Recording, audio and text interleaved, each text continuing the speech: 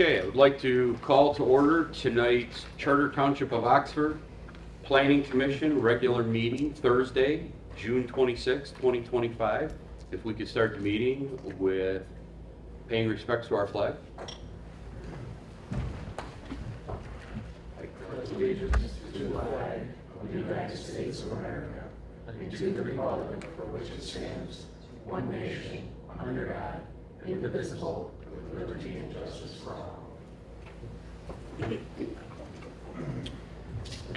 Thank you very much. Item number 3, noting of the roll. Noted, there is a quorum. Patty Durr is excused for a family emergency, and Commissioner Austin is not in attendance. Okay, but we do have a quorum. Yes, we You do. are good. Okay, moving on to number 4, approval of tonight's agenda. Motion to approve the agenda? Second. We have a motion, we have a second. Any discussions? Seeing none, all in favor? Aye. Aye. Any opposed? That carries. Number 5, conflicts of interest, ex parte contact. Does anybody have anything they need to bring up, discuss? All right, seeing none. Number 6, approval of minutes. Planning Commission regular meeting, May 8th, 2025. Motion to approve minutes, planning commission regular meeting, May 8th, 2025. Okay, we have a motion, we have a second. Any discussion? Seeing none, all in favor? Aye. Any Aye. opposed? All right, that carries. Number 7, public comment on items not scheduled for public hearing or on tonight's agenda. Is there anyone from the public wishing to speak on things that are not on tonight's agenda? All right, seeing none, moving on to number 8, commissioners' comments. Does anybody have anything they would like to bring up, discuss, or? No. Seeing none, we will move on to number 9, petitions.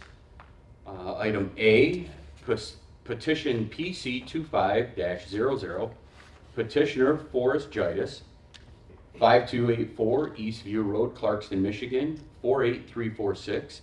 Public hearing in motion. The petitioner is requesting a zoning map amendment to rezone parcel ID 0407300009 from SF2 Suburban Farms to R3 Single Family. The vacant parcel is located on the northeast corner of Hummer Lake Road and North Baldwin Road and is approximately 11 acres. And just so that everyone is aware of the procedures for this evening, we will start off with number 1, a presentation by our planner, followed by a presentation and discussion with the petitioner. At that point, we will open it up to public hearing, which I will read the rules for that. Any member of the public wishing to address the commission during a public hearing shall give their name, address, and position on the issue under discussion. The general public shall limit their remarks to 3 minutes each, and we do have a timer that will let you know when you get down to a minute. All speakers shall address their remarks to the chair only. It is not a dialogue, it is just us listening to your thoughts and opinions. No person shall be permitted to speak twice on the same issue until everyone wishing to be heard has had a chance to speak. Person will only be recognized a second time if they have something new to add that has not already been brought to the commissioner's attention. No person other than the commission member, township consultant, or township staff shall be allowed to address an issue for public hearing following the closing of that public hearing by the chair. After public testimony, we will close the public hearing. We will then have comments and discussions with the township consultant staff. We will review any correspondence, and my understanding is we do have a couple of letters to read in tonight. The commission will discuss the topic and possibly make a motion, discuss the motion, and vote. So if you are ready, sir.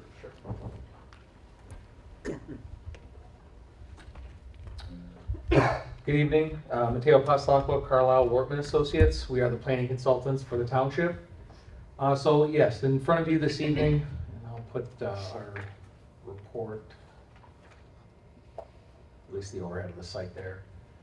So in front of you this evening, you have a rezoning request for an approximately 10 acre, I know the notice said 11 acre, there's a little bit of net gross calculation in that, but a 10 acre lot located at the northeast corner of Baldwin Road and Hummer Lake Road. The current zoning is SF2, 5 acre lots. The requested zone is R1, 1 acre lots. The site is currently vacant. The rezoning application includes a conceptual lot split showing 7 lots. No formal lot split or site plan application has been submitted to the township. The surrounding zones of the site are SF2, R3, R1, and Rural Estate, which is in Brandon Township across Baldwin Road. If approved, the lot as it is would conform to the dimensional standards of the R3 zone. And we have provided in our review the permitted and special land uses in the R3 zoning. When we're looking at natural features, the site appears to be relatively flat. There's no wetlands that appear to be on site. There are small woodland clusters present, but there are no major water bodies on the site, or any, the rest of the site is relatively brush. Whenever we're considering a rezoning, the ordinance points us in the direction of the master plan. It's a great policy document to take a look at and guide the planning commission as they consider these rezoning requests. Pertinent sections, when we are considering a rezoning that we look at, are typically the goals and objectives as well as the future land use sections of the master plan. In the 2019 master plan, the site is designated in the future land use as acreage estates, 5 acre lots. It does not envision the R3 on the slide. It does envision residential, but not the density that R3 provides. The current draft future land use map, so we bring this up because, as you are aware, you are currently at the last stretch of updating your master plan.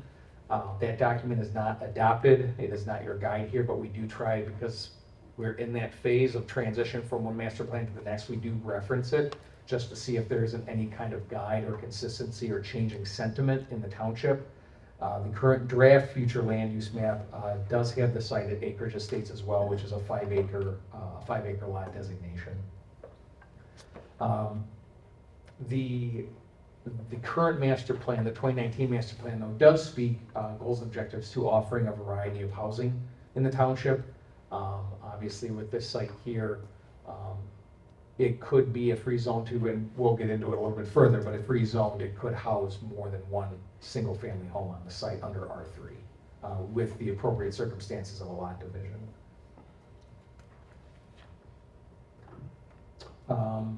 When we look at development potential, kind of at what is possible under the proposed zoning, under the current zone, one single family detached home could be built. If rezoned, the site could be developed into 1 to potentially 7 or 8 single-family homes under the correct circumstances, which I just mentioned. Given the current infrastructure and the market demand, the site does have development potential under the R3 designation. The ordinance does outline some rezoning standards the planning commission is to consider when a request comes in front of them for a rezoning. So tonight I'll go through what those standards are. I'll kind of paraphrase what the standard is and provide you with a synopsis of our response. So as it relates to consistency with the master plan, we've kind of touched on that, but the master plan does provide guidance on promoting a variety of housing. The future land use does not contemplate denser residential in the area. However, denser residential zones are adjacent to the current site. Compatibility with the site's physical and environmental features. The site does not contain any major environmental features and appears to be compatible with uses in R3 if it was developed under such. Compatibility with surrounding zones and uses in terms of environment, density, traffic, infrastructure, and property values. The properties located around the area of this area are zoned SF2, R3, and R1. All nearby uses are similar in nature, with lot sizes varying between 27,000 square feet and 10 acres. Uses in R3 would be similar to the surrounding area. Utility capacity support proposed zoning. Public utilities are not available in the area. The lot is large enough that if split, septic and wells could potentially be utilized on the individual lots. However, the Oakland County Health Department would be the ultimate body to approve or deny those requests. You may have noticed this evening, you do not have a review for this site for Sharp Engineering. Given the area that the site is located in, there's no major infrastructure there. Obviously, Baldwin Road is a major road, but per the nature of the request and the lack of water and sewer, engineering didn't have any major comments other than should the site be developed under R3 at a later point in time. The site plan goes through various points of review, one noting is the consideration for stormwater. Again, there's a lot of considerations for site plan, but engineering just wanted to offer that up for reference for this evening. But otherwise, there were no major, they did not cite any major concerns with the request this evening. Road traffic capacity, permitted and special land uses would generate varying levels of traffic. It is not foreseen that if 2 to potentially 8 homes were developed on the site, the traffic would be negatively impacted. Again, R3 is kind of the top of your smaller lot designations, although they are acre minimums. If we were looking at something obviously much denser than R3, the traffic conversation might pick up a little bit. Demand for the proposed zoning, the majority of the township is zoned for residential use. However, housing demand in the township and the region is very strong. Would the lot conform to the dimensional standards of R3? It would. The township to deem if the proposed zone is not appropriate from other potential zones. So uses in R3 are in high demand. The area is predominantly single-family homes on varying lot sizes. The lack of water and sewer does limit the level of density that could be accommodated on the site, thus making R1, R2, R1A difficult asks. Though Baldwin is a major road, there doesn't appear to be a demand for lots of a commercial or industrial nature here. We do have to consider spot zoning. While it's not necessarily designated under future land use, it is adjacent to other R3 zoning, so we don't consider this to be spot zoning. If it was more of an island type of request, that may be more of a concern. There's been no application in the last year for this site. And as it relates to the overall public health, safety, welfare, and investment of the site, we cited no foreseen issues with those items, public health, safety, and welfare. So in summary, the proposal is consistent with market demands and conducive with the location. There are conflicts in the 2019 master plan as it relates to the future land use. However, the Planning Commission does have the ability to consider current market conditions, other factors when making these determinations. And at the end of the day, I'm sure you've got this memorized by now, but the process is that the Planning Commission recommends to the Township Board, and then the Township Board considers approval or denial during a first and second reading. With that, I'm happy to answer any questions. Not fair enough. Any questions, sir? Any questions? No. I do not have any questions. Okay. All right. Thank you. Thank you. All right, with that, we will move on to number 2, any presentation or information from the petitioner. Is it okay if both of us get up? Yeah, come on up, Okay. just All step right. to the This mic. is my father. He bought this land over 30-some years ago with the anticipation that he would someday build on it. Whether it was 1 home, 2 home, whatever. So many years ago, we talked about it. I'm a builder by trade. He offered that property to me quite a few years ago, and I just wasn't interested. At that time, I had enough going on. He's getting up in age, and he said his dream would be to give the property to his grandkids. And he's got 7, so we are splitting it 7 times. And my daughter's here today, my son's working for me, he's currently working, and the rest of the kids are busy too. So, I know you're gonna hear a lot of naysayers in here that are gonna tell you about, they don't want to see it. They like looking across the street, they like seeing the field, but we've been there longer than they have, most of them.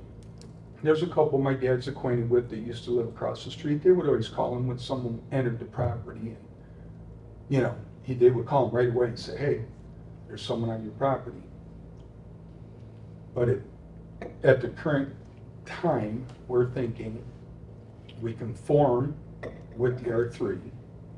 We have all the proper widths, we have the proper depths, and I don't see any reason how this would impact anybody in the neighborhood as a blight or something that they couldn't or wouldn't want to see. These are all going to be brand new homes. They're all going to be young kids bringing up children. And so, with any luck at all, we can get this approved and we can get moving, because we'd like to start breaking ground right away. There's a few of them that are just waiting for this to happen so they can break ground, or they have to move on and try to find something else. But as a builder, I'd like to help them, and they all want to put homes up on the property. Again, Dad's been around the neighborhood for a long time. He graduated with Bob Turner. We just found that out tonight. He does remember you. He says, oh, I remember him now. So hopefully we can get this done. And like I said, for anybody that wants to come forward and say negative things about what's going to happen across the street or maybe across the side of their backyard, yeah, I can see where they probably just love to see it vacant forever, but that's not the way it works. And most of them probably moved from the south to the north, and they moved down a lot. And now I've been doing this for a long time. There's a lot of people that come out and they just don't want you there. But he bought this so many years ago. I happened to buy one of the pieces on Coach Road just south of that he had bought many years ago, and I'm just lucky that I got to build there myself. So, you want to say anything, Dad? Yeah, I would appreciate it, if we could get these lot splits done for my family. They all want me, I got grandkids that all want to build houses. There's 7 of them. So I'd appreciate it if you guys could approve us to get the splits so that they could have a place to build their house. Thank you. Just for the record, can you both give name and address for the record? I'm Forrest Chitis Sr. I live at 5284 Eastview, Clarkston, Michigan. And been there since 1964. Forrest Chitis Jr., and I am at 1731 South Coach Road. And again, Dad was born and raised in Lake Orion, knows the area. He put most of the septic systems in most everybody's houses around the area. They're very well known through the area. So we've already preliminary done perk tests on the whole property. A couple with permit, just to see how it was back when I was a young man. But we know exactly what the ground looks like, and we know exactly what we're doing there. So with any luck at all, we can get this done. And thank you for your time. Thank you. Any last?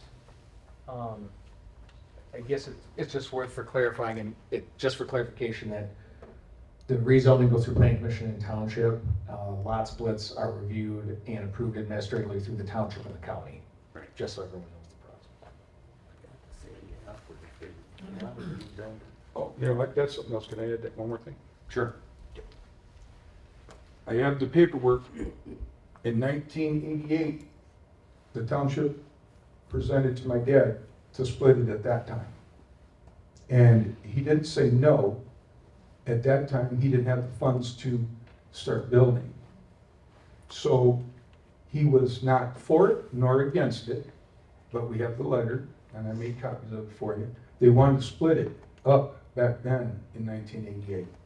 And he just was nervous about the fact that he would get charged taxes on each individual lot. So this would have been done way back when, and he's had 2 different occurrences like that where they combined them and set letters.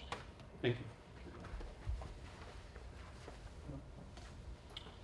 you. Okay, with that, I will move on to item number 3, and I will entertain a motion to open the public hearing. Motion to open public hearing. I'll second it. We have a motion, we have a second. Any discussion? Seeing none, all in favor? Aye. Any opposed? Okay, public hearing is open at 18:49. If anybody would like to come up, again, state your name, address, position, and We will start the lovely timer when,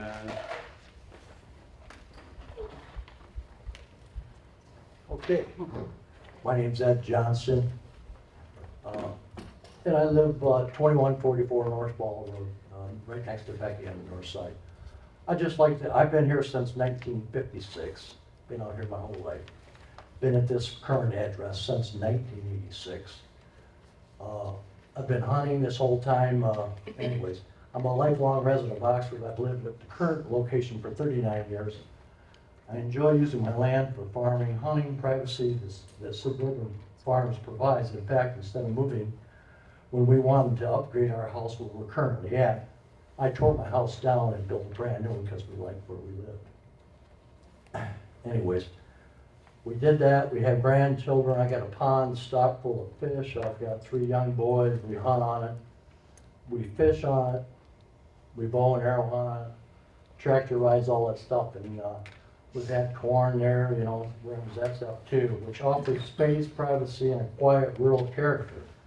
This was a deliberate decision, especially because I wanted to avoid dense development and the kind of crowded living that comes with this multi-living zoning. One of the reasons I chose to live here was to hunt on and enjoy the open land. Rezoning to R3 threatens that.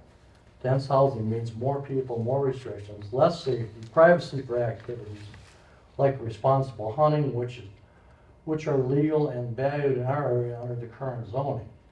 The shift from SF2 to R3 would permanently change the feeling of the neighborhood from quiet, rural, open, busier, and crowded. That is not what I moved here for, and not what we were promised under the current zoning.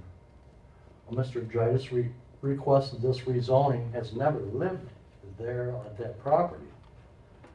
I've been part of this community for decades, and it doesn't sit right that someone with no connection to the land or the people around here come and push through a change that negatively affects those of us who have built our lives here. I'm just about that.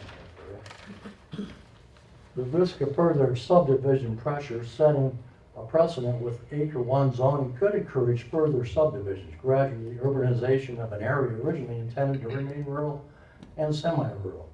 The initial 1-acre parcels could pave the way for clustered or cookie-cutter developments, reducing the diversity in housing types. It could also introduce developer speculation surrounding rural areas. This rezoning does not serve the public interest, only private profit. Please uphold the original zoning and protect the character of this neighborhood and the rights of the long-term property owners. I respectfully request the commission deny the petition to rezone to R3 and uphold the SF2 designation for this parcel. Thank you for the consideration and my perspective. thank you. Anybody else have any questions? No?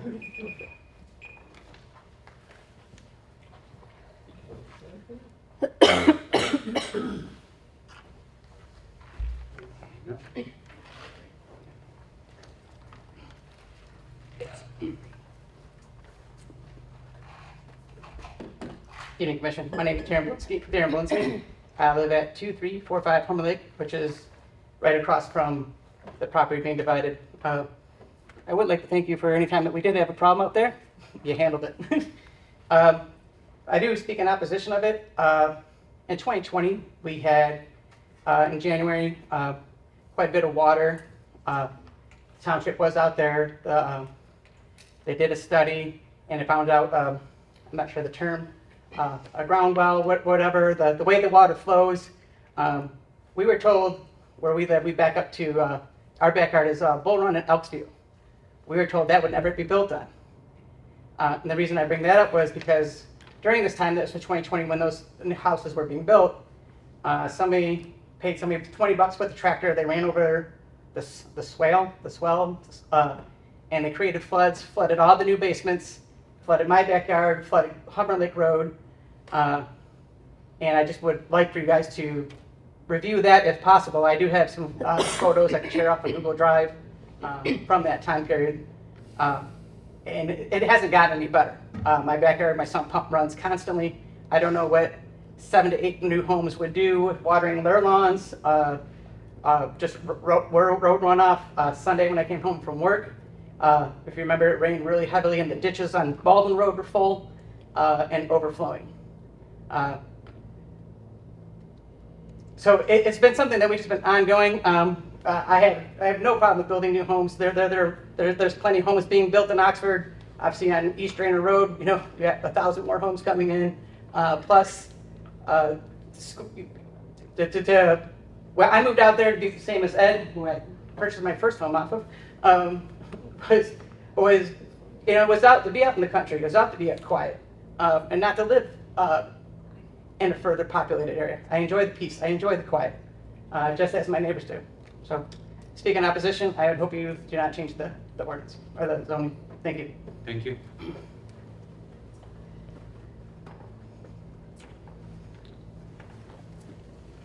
Hello, my name is Rebecca Cox. I live at 2096 North Baldwin Road in Oxford, Michigan, which is right next to the parcel in question.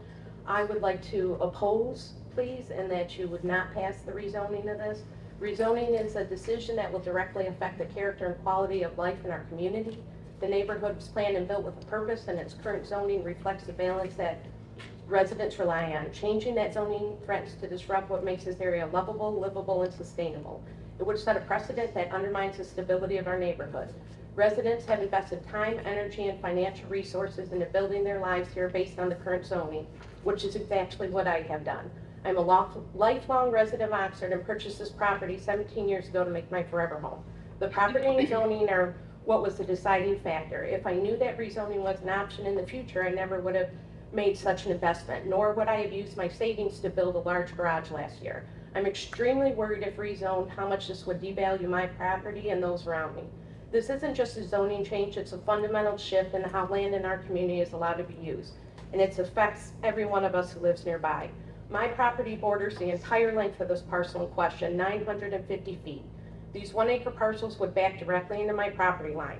I have already had problems with trespassers, and I feel this would exacerbate that exponentially. I've been preparing to get farm animals and worry about the impact that rezoning would have on that. Since this parcel borders mine, we have different setbacks, thus putting neighbors closer to my animals and the electric fence. I'm not sure how that would work since R3 is not permitted for farm animals and how these rules would coexist. Currently, the zoning section is separated by Hummer Lake Road. If that changes, the division would be my property line, which I don't see as fair. Multiple homes will be built on this parcel, and that comes changes to the use regulations, which could permit daycares, nursing homes, and adult foster care, all further adding to more population, traffic, noise, etc. And with the addition of multiple dwellings, I'm concerned about wells and septics and how my adjacent land and utilities could be impacted.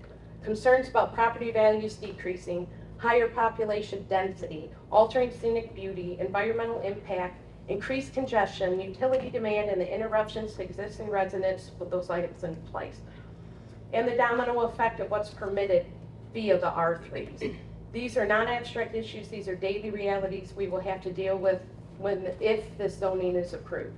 Rezoning drastically changes the setbacks, which exist for good reason, providing breathing space between properties, protecting privacy, ensuring adequate drainage, and preserving the character of our neighborhood.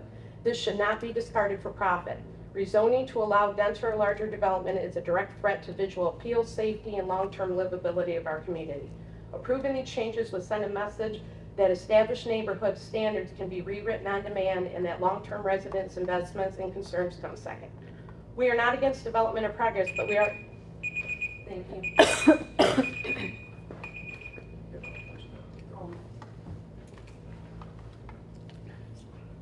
What's that? I did. Anybody else?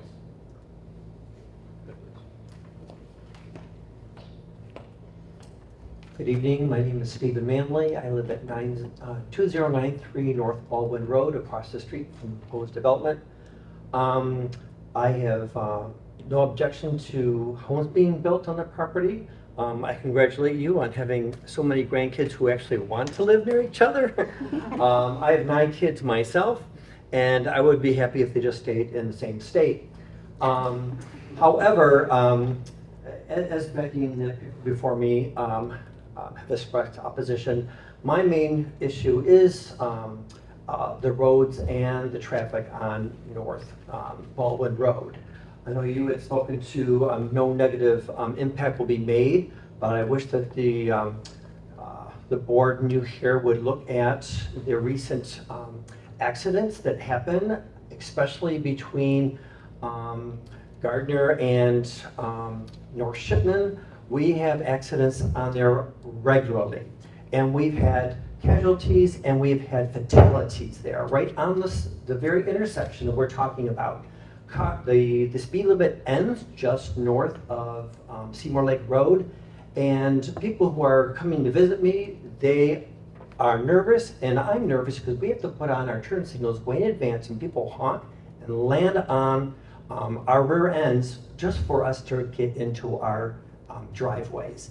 I think this is very dangerous. I know it's a county road, so you probably don't have a lot of jurisdiction on reducing or putting in the speed limit there, but I do believe this added congestion will cause a major problem for us and unfortunately for the folks who live there. I think it would be a lovely property to perhaps divide into 2 or 3 smaller ones. And then as I hope what happens to my property, if I pass early, that it can be sold and the proceeds could be distributed amongst my grandchildren, and they could choose where they live. So that is my opposition. I really wish that you would consider those traffic situations on North Baldwin Road. Thank you. Thank you.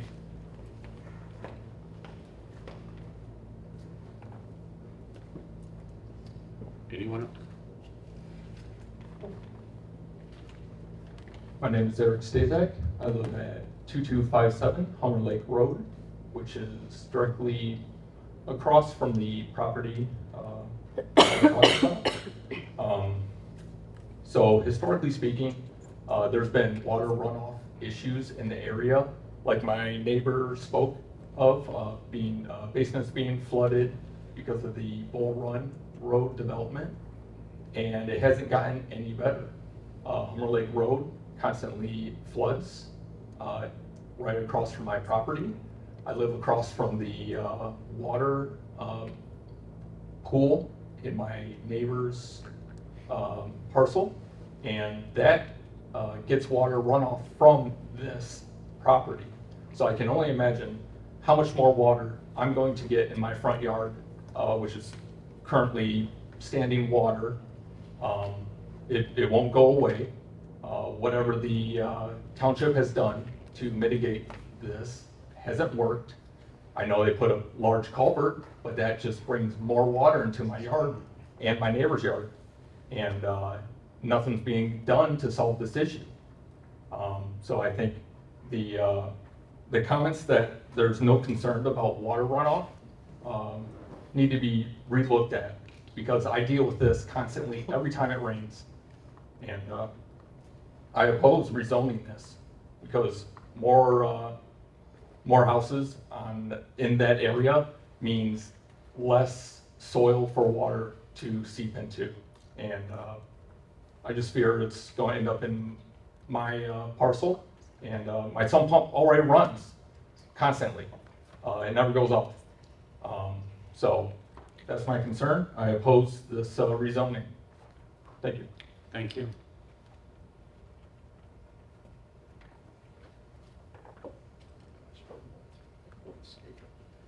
Everybody that's speaking, I have a question. Where are you? There's somebody over there. but he's already spoke, so we gotta go through everybody that wants to speak first. Okay. My name is Wendy Dell, and I live at 1425 Hummer Lake Road. It's on the southeast corner of Coates and Hummer Lake. My question is, if we allow the zoning to be switched from SF2 to R1 or 3, so you're going from big lot to little lot, who's to say that the 600 acres that are across the road from me in the future would not be divided as well? We moved to the country to be in the country. My husband is a retired Marine of 26 years of service. He has some issues since he did 2 trips to Iraq. And the more people, the more noise effects for him do not do us any blessings. So my thing is more people, more noise, more congestion, more disgruntled person. So my thing is I know I'm not the only one that has maybe some issues with noise and stuff, but we moved to the country to be in the country. We have a horse, we have chickens, we have dogs and cats, and we've built a beautiful barn on our property. I don't want our country land to be divided into subdivision land. So, love that you want to give to your children. Sell the land to somebody who wants to have the country land, and then bless your grandchildren with those blessings so that they can have something else. That's all I have to say. But my question is still, who's to say in the future that the land across from me doesn't get divided as well? And then we have subdivision city. So do we have restrictions on how much land in the township gets divided into being city homes or subdivision homes versus how much land gets to be farmland?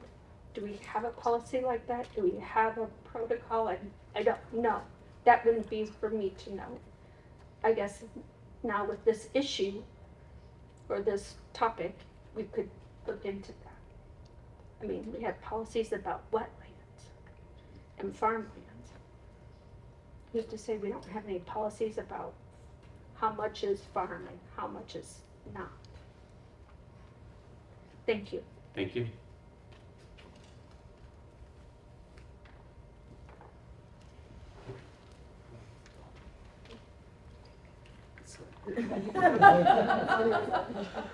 Hi, I'm Christine Belinsky, 2345 Hummer Lake Road, directly across from said property.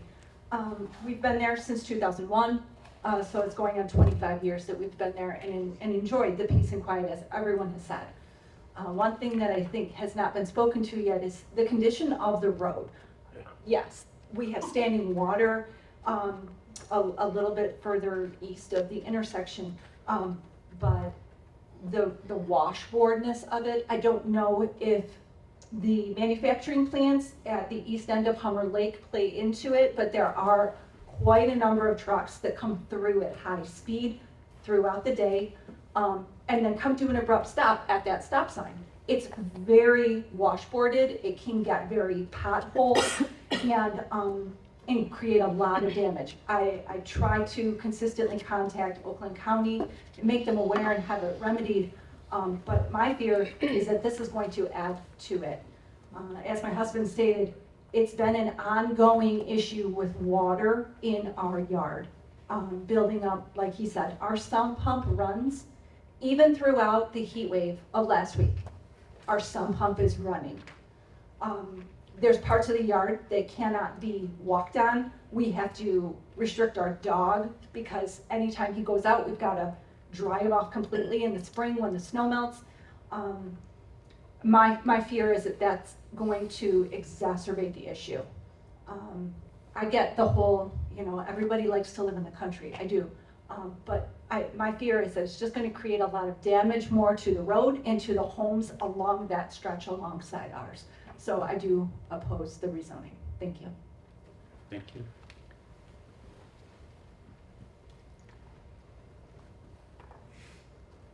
Anybody else before we get to his second round?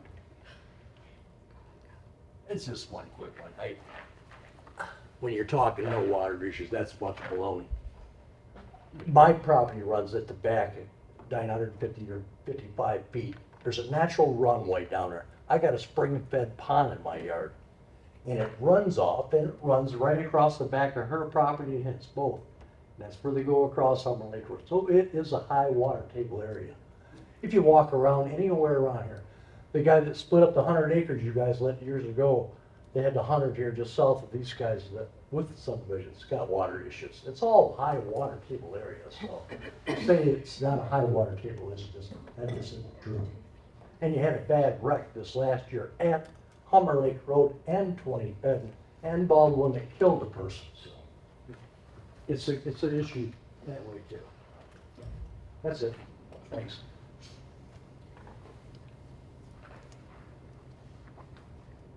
Okay. Thank you, everybody, for your speaking. Excuse me, can I say something after you said about the water table? I think it's important. Yeah, I'll allow it. I appreciate that. I wasn't going to say anything. My address is 2345 Miller Road, Lapeer. I'm the father of Rebecca. When she moved in there, we turned around and had the state come out in conjunction with the people to put the septic field in and to look at the water table. I forget how many holes they had to dig 6. to determine how many. 6. 6. They had to dig 6 of them, and they had to move the septic field up because of that water table. It floods over in the back of our yard, or I'm sorry, my daughter's yard, come spring, and when we have hard rains. And if the State Department of Public Health or whoever we call that, they had said that they cannot believe how high that water table was. I just wanted to support all these people here in the concern of this water situation.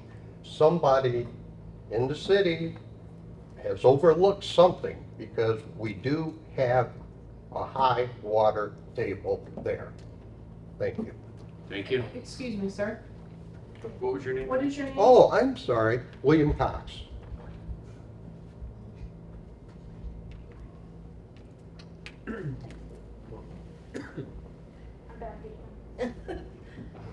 In regards to the water table. So we live on that corner of the southeast corner. When we go to dig fence posts, you don't have to go further than 2 feet to get water. So you dig down 2 feet, just like everybody else, their sub pumps are running.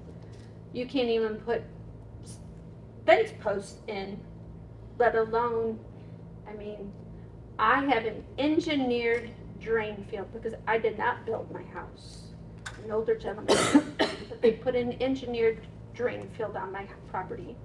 My neighbor has one. My other neighbors on that one whole block, who's Mr. Prucher is the man who owned that property. He also went and sold all of those sub-farm lots, and they're like 5 or 10 acre lots, and some of them are a little bit more, a little bit less. But all 5 or 6 of those houses that are on that piece of property all have engineered drain fields. And not one of us, because we all talk, have ever heard our sump pumps stop. Because there is constant water. I even have a river that runs through it, and you don't even really have to ask where the river is because it goes right through our property. They didn't make it, but it's there. And my husband has made a swale through my property so that the horses don't have to wallow in mud all the time. So there's a major erosion problem on Hummer Lake, let alone Coates Road. And all you have to do is drive it and you would see it. And you'd be like, so the road problem, the water problem, sumps, adding 5, 6, 7 houses, 2 I'm okay with. 5 or 6, 7, not so good. Great that you want to add your grandchildren to the population, but I wouldn't want to see your great-grandchildren playing in such a condition. Thank you. Thank you. Can I speak again? Okay. We'll get back to you. Okay. Is there anybody else that hasn't spoke want to spoke or speak? Great English. They didn't film the teacher. Okay, with that, I will entertain a motion to close the public hearing. Motion to close public hearing. Second. Okay, we have a motion, we have a second. Any discussion? Seeing none, All in favor? Aye. Any opposed? All right, seeing none, the public hearing is closed at 19:15. With that, we will start, I'll get to you. Any more comments from the consultants or your team? Anything else you need to add, sir? Nothing. Since we've already gone through all of the correspondence, we've read, or all the people that have sent letters in, we probably don't need to read those again. Correct. I'll give you a minute, go ahead. In regards to the water condition that these neighbors are talking about, my future neighbors, he's in the septic tank business. He owns dependable septic installers and cleaners. I am also licensed to do it. I've been doing it all my life. We perk tested that property in 1980. The water was there. It's not going away. The water was there. It doesn't matter how many homes you put in there, the water table is never going to change. Consulting with my daughter and my son, I said, you're better off building a ranch-style house on a slab. We already know we're going to have to put an engineering system in. The water conditions that they're talking about have always been there. It is clay. It is clay. Clay doesn't accept water, especially if you get storm after storm after storm. It floods. I know. I lived in Brandon, not too far from where I'm living now. I couldn't mow my yard for most of the spring and the early summer. I don't complain. That's the natural conditions in which we are going to have to deal with. These water conditions that they're talking about, building them homes in there, not going to change a bit. The rain's still going to come down. It's going to hit the house or the ground. It's going to try to go in, and it's going to do what it does best, seek the lowest point. It will go into the ground as much as it can. Houses are not going to affect it at all. So I mean, I hear like a lot of water stuff here. You guys have been dealing with it since you moved in. Your basements have never turned off. They're never going to turn off unless we go into a trickle. So in regards, I hope that we can look at that and remember, and I'm sure that he could, if he has the information on it, he can include that into his report. We are always going to have rain. Sometimes it's going to be dry, sometimes it's going to be wet. But water should not be a factor of whether or not we can build a home or not. It would be ridiculous to think so. Thank you. Excuse me, may I? We've already closed the public hearing. Oh, that's. It's, okay. yeah. Yep. We will move on to, let me just double check. Yeah, all the letters that came in, people spoke, so we do not need to read anything in. Okay, then I will move on to number 7, Commissioners' discussion. If there's any questions that you need of Mateo, start down here. I guess a couple comments. One is, I do see on one side of the road, there is a little bit higher density housing. Yes, R3, R3 is across the street. across the street. There's some R1 just out Baldwin. And there's, okay.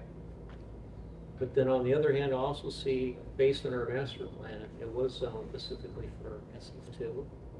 And I also see there was, even in our potentially revised master plan, it stayed the same. So I would be concerned, it would be a big change to go from SF2 to R3, because now you're going from maybe 1 or 2 to 7.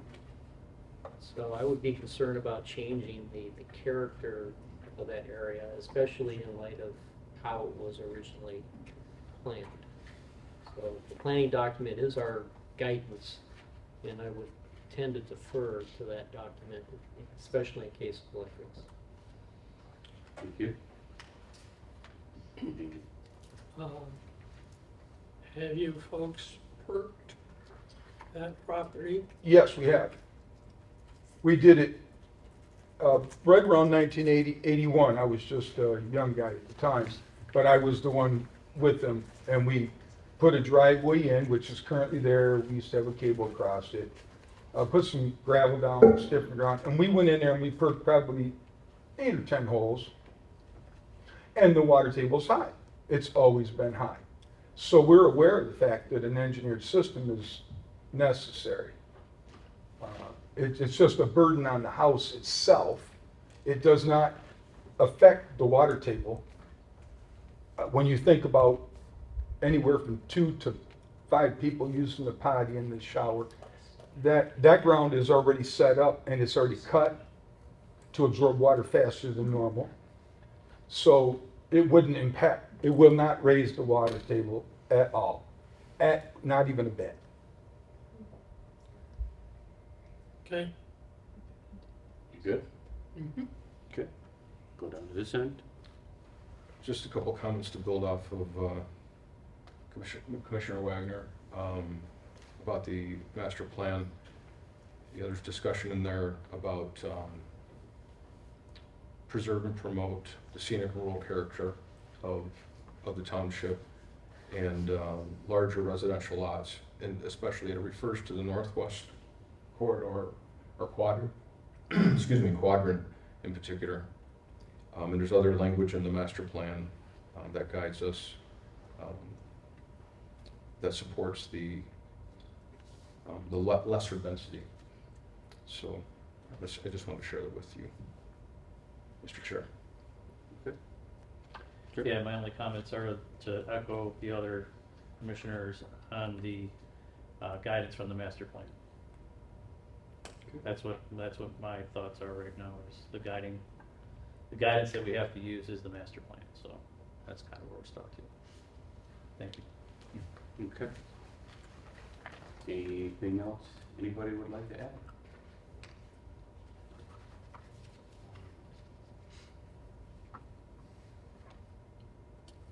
Yeah, I kind of am in the same camp that, you know, we've spent a lot of time on that master plan and designated those areas for a reason. Yeah. Not real sure about making a change, but with that, I will entertain a motion. So I move to recommend denial to the Oxford Township Board of Trustees for a rezoning for the parcel located on North Baldwin Road in Oxford Township, approximately 11 acres, tax ID 04-07-300-009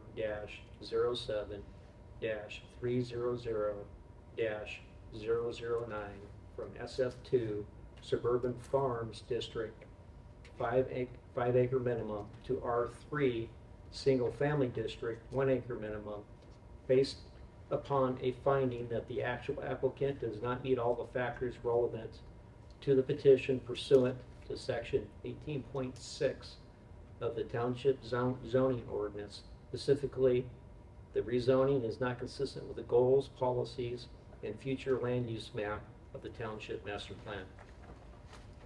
I'll second. Okay, we have a motion, we have a second. Any last discussion? Just to confirm, this is a denial vote. That is confirmed. The motion is for a recommendation to deny to the township board. All right, with that, can we get a roll call vote? Wagner, Yes. Blosick, Yes. Blankenship, Yes. Turner, Yes. Bailey. Yes. Motion passed. To recommend denial. Thank you very much. With that, we'll move on to, You know, it seems funny here, a couple Sir, of years ago, you sir. guys sent me out, said, well, wanting me to rezone that property to what I wanted, and now it's. Are you serious? Yeah. They came over and did that. all right,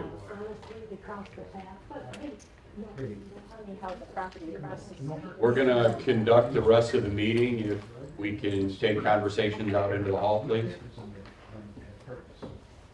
enjoy your party.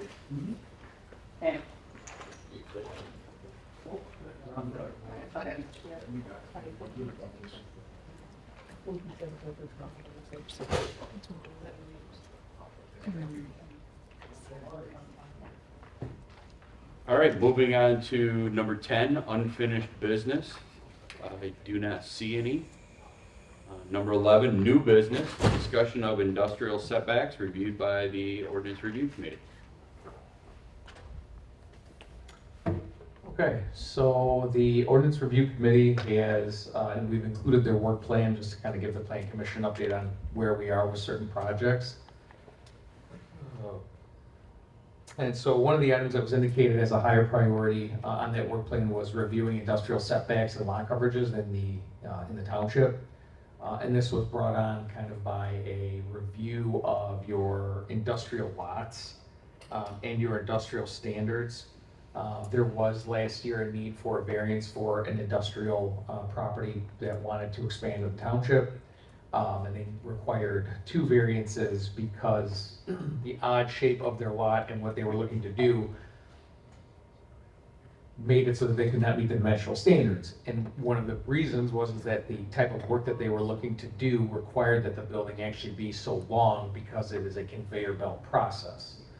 So this kind of got all of us thinking about, well, let's take a look at our industrial standards and see if there isn't a way to potentially amend them in a manner that allows for a better efficiency of the property.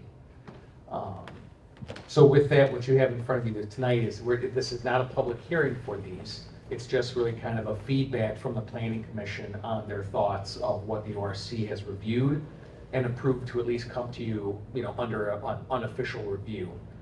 Again, the step from here would either be that if the Planning Commission agrees with these amendments, that we would schedule a public hearing probably for late July, or the Planning Commission can provide feedback to the ORC to consider, and we can, at our next meeting, kind of take those comments into consideration and see if we want to bring you something revised.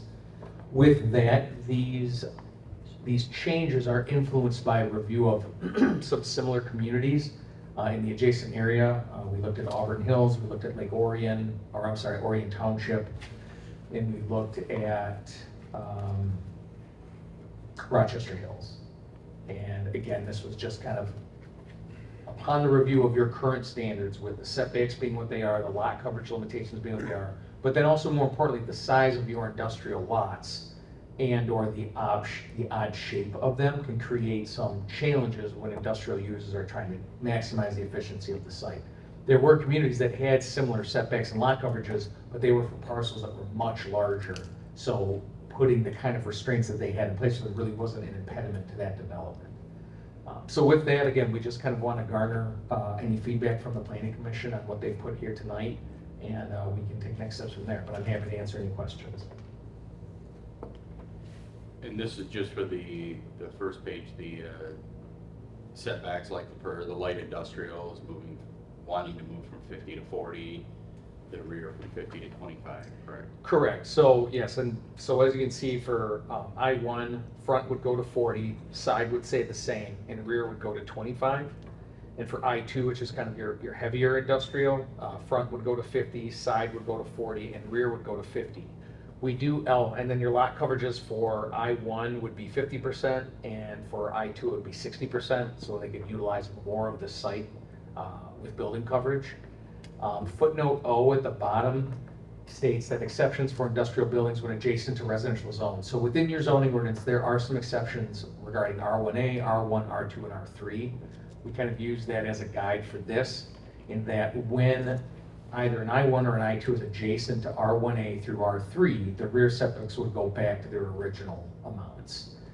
The thought being that once you get into SF1 through AG, those lots become so big that there already is kind of a natural buffer created between the size of the lots and the setbacks that already exist. So what would that do if we're kicking those percentages up? Won't that kind of limit parking spaces or parking lots, or is that factored in as well? It does. I kind of ran some mock site plan reviews to see, okay, if they got to meet their buffering requirements and they got to meet their parking requirements, especially if they wanted parking in front of the building would not be at the 40-foot line. it would be further back. Now, that said, it's still a good point. They're still gonna have to figure out, drive aisle's gotta be 24 feet, parking spaces have to be 10 feet deep, you gotta have a 20-foot buffer. What this allows is, if the lot will allow for it, it's kind of their problem to figure out, we're just giving them a little bit more margin to work with. So in your opinion, then this would allow builders a lot more flexibility in developing high industrial lots we have here in Oxford?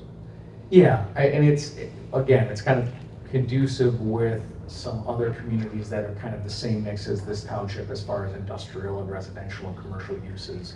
And again, I think the other caveat here is, you know, up in the northern part of the community, you have kind of some odd-shaped industrial lots where, by no fault of their own, and due diligence is a part of buying a property, you make sure it's gonna work before you pick it up. But this does offer them a little bit more leeway to kind of fit this here and fit this there. The light bulb for me was when the former applicant came through and said, I can't make the building any shorter. I have to have a conveyor system that's 70 feet long in order to do this type of work. So that's, yes, that's kind of where a lot of this came from. Mr. Chair, is that Barron Industries? Is that the one you're referring to? Barron, yes, when we went through the Barron site plans last year, yep.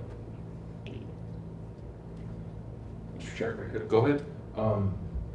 is there opportunity, if we're gonna say decrease the rear setback or even side setbacks, to maybe then up the requirement for trees and buffering? So you do have, I had the language at the ORC meeting, my apologies for not having it here, but when you have conflicting land uses up against each other, I believe the buffer is required to be, I believe it's like, the trees at maturity have to obscure 80% of the view during summer and 60% during winter, indicating like you need to mix in evergreen plantings. Okay. So we did talk about the landscaping buffers, and your current zoning ordinance does offer some stricter requirements when conflicting land uses abut each other. Okay. Do you see any risks with this potentially that, I mean, this is really to ease the process for applicants to build on a site, right, or to expand within the, do you see any risks with this that we might run into? Given the current location of where you have industrial and where you're promoting it, and the adjacent zoning of residential that is really SF1 or higher, I don't see a huge conflict between residential and industrial uses. I will circle back and confirm that landscaping information that I just spouted off. One thing, I guess for me, what I envision, I do not have a crystal ball. I wish I did, sure I don't, is that if they're allowed to utilize a little bit more of their rear yard for the building placement, it actually might cut down on rear drives where the building abuts up to a green space, because they do have to have 20 feet or 30 feet of buffer anyways. So the hope would be that maybe the drives are more oriented along the side, or the truck traffic is more oriented along the side than the rear of the building. That is purely taken out of the sky. I can't offer that we don't see site plans where the drives are in the back.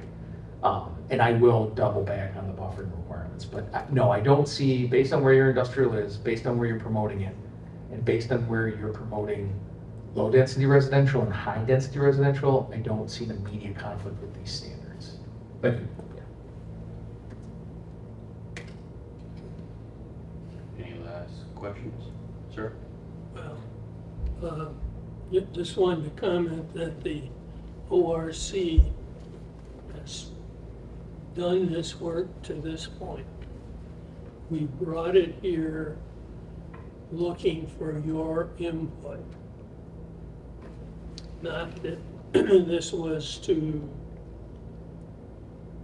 be voted on tonight and made part of a motion to go forward, but it was to highlight for you to think about, and we would bring it forward as part of one of our packages. To build on that, we would either take your comments tonight, make adjustments, so you see it again unofficially, or if you're comfortable with this, then we would schedule a public hearing to start the adoption process. Mr. Chair, people. Yeah, I guess we'll you know, any objections or any modifications you'd like to make? One comment, the dimension under I-1, light industrial, for the rear setback going from 50 to 25. I guess my only feedback would be if that could be increased slightly, that would be all. Just to give more of a buffer. 25 feet of a buffer seems pretty thin, but it seems reasonable other than that. Okay. Thank you. So my question is, what precipitated the change? Was there some kind of plans being brought forth that would make their planning more feasible if they had better setback requirements? Or is it just we're reviewing it because it's something to review and we're comparing ourselves to other more, what's the right word? Other communities that are on the move to, More competitive? yeah, more competitive, but also like some of the ones mentioned that you guys compared it to sounds like they are more in the process of growing right now. So is it because of that, or because, you know, when I hear the cities that we're comparing it to, Oxford's a bit more rural than those are. I mean, everybody drives through the heart of the township and probably perceives it to be much like Lake Orion or Orion Township. But if you start getting off of M24 and into the other aspects of the township, it's definitely more rural, right? Especially the northern end. So my concern would be around that, like, so we're gonna change, and then how do those industrial properties abut against other non-industrial properties, right? And how does that affect them would be the concern. So I guess the original question is what precipitated the look changing what we already had in place? And initially, I mean, the specific case study was Barron Industries, Okay. but that kind of facilitated this further look into, gosh, if the guy next door wanted to do something similar, he'd hit the same wall, and the guy beyond him would hit the same wall, and so on and so forth. And there is, I'm not saying that this is the position of the planning commission, I'm not speaking for the township as a whole, but from an economic development standpoint, there have been some conversations around trying to develop some job centers through your industrial districts. And with the long-term utility goals of potentially having water and sewer work their way up M24, there have been conversations that investment would be to support those job centers. I think it's well noted that it's not necessarily going there to promote residential development, but that if these utilities make their way up through these areas, then these sites, there's probably going to be desire for higher levels of utilization on those lots. Okay, so it was a proactive approach. Right. Yes, I think that's a fair statement. Thank you. Yeah. Question? Nope, I'm good to go. Okay. I guess I've got some, I think ORC has a consideration for some of the rear setback. Are there any other, I guess, as a, specific nitty-gritty feedback that the ORC can consider? So I guess the next step was a public hearing, and I want to bring it in front of you guys on the right. I'm not saying you vote yes or no for it, but. I think that what, I always want to say your last name, but I'm going to murder it. Pelosic. I echo him. So the 25 feet is a big concern, right? 25 feet, we've all got a 20-foot tape measure. It's not very, very deep, right? So I'd probably echo that comment there on the rear setback. Under light industrial, maybe make that a 40. At the minimum of 30, right? Just to protect the surrounding lots. But outside of that, everything seems to make sense in my mind. Okay. I appreciate it. Yeah, thank you. All right. Like I said, I don't need a motion or a vote. I'm just taking feedback to the ORC. Just a comment, I mean, I would say I'm pretty comfortable with the 25 foot, so. Fair enough. Okay. Oh, we've got the next meeting we got a meeting coming up in July. Cool. That's all I have for that item for tonight. Perfect. Thank you, sir. All right. We will move on to number 12, communication and committee reports. Ordinance Review Committee. I mean, it's the work plans, kind of familiarize yourself with the work plan because you'll kind of start to see some stuff right now. We just started to kind of dip our toe into mixed use zoning. So I wouldn't say at the next meeting or the meeting thereafter, but at some point in time this year, you'll see something regarding mixed zoning from the ORC, or mixed use zoning from the ORC.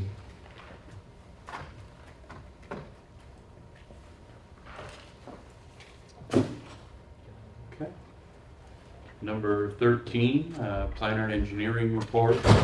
Mr. Sharp has information in his packet, or in our packet. Anything else you need to add? Just for planning, as a heads up, we will, July 24th, will be the public hearing for the master plan. So we are getting close to our 63-day review period coming to an end. I have been in touch with Oakland County because they do typically review and offer feedback. I'm kind of waiting to hear their timeline on that. But our plan right now is to public hearing the master plan at the July 24th meeting. At that, you would, again, we'll have to see what comments come in. We'll try to, put in a memo what we've heard back, and be provided copies of whatever comments might come through from the county or the other entities. But at that meeting, it could be the step of the planning commission taking the vote to recommend approval to the board to adopt the plan as it is, or taking into consideration all the comments that have come in and whether or not you want to see additional edits made to the plan. That meeting will also likely be a public hearing notice for some amendments to Article 11, which is your private road ordinance. Those amendments are really to try to allow the township to address some issues that are common sense to fix, but the ordinance itself kind of ties our hands behind our back when it comes to road easements and private road construction and things of that nature. So you will be seeing some proposed amendments at the July 24th meeting for that. And then we'll see about industrial standards. That may or may not be on for the 24th. And then I would say late August, early September, we probably will start to see some site plans, but not 100% on that yet. On that note, do we have anything that needs to be done for the master plan or anything else at the earlier July meeting, the 10th? And I only ask because I'll be out of town for work. Mr. Turner will be out of town. So I don't know if anybody else is not going to be available, if that would be a quorum issue. If you're out and we have everybody else, that's Both of fine. us will be out of town. He's got At least Mr. Wilson would have to run the meeting. Although oh man, you've been waiting for this moment. You want to try it on for second? I guess, to Commissioner Bailey's point, July 10th would be too soon because the 63-day period ends, I want to say the 18th of July. But just keep us in the loop on your schedules because quorum is important for certain matters. We'll be here the 24th, just not the 10th. Oh, for the 10th? I don't Yeah. know that, I don't know about the 10th yet. I don't know if we'll have anything. Okay. But We'll be here the 24th. it's still a good point though, because as we start to round out, I can't believe I'm saying this, but we have to think about starting to round out summer and all that kind of fun stuff. Keep us in mind when it comes to meetings you may not be able to attend. So if there are quorum issues or per your bylaws, we need so many people to do so many things, we can kind of schedule around that as well. Okay, That's all I've got. perfect. All right, does anybody else have anything? If not, we'll take a motion for adjournment. Motion to adjourn. I'll second. Motion, all in favor? Aye. Motion carried. We are adjourned.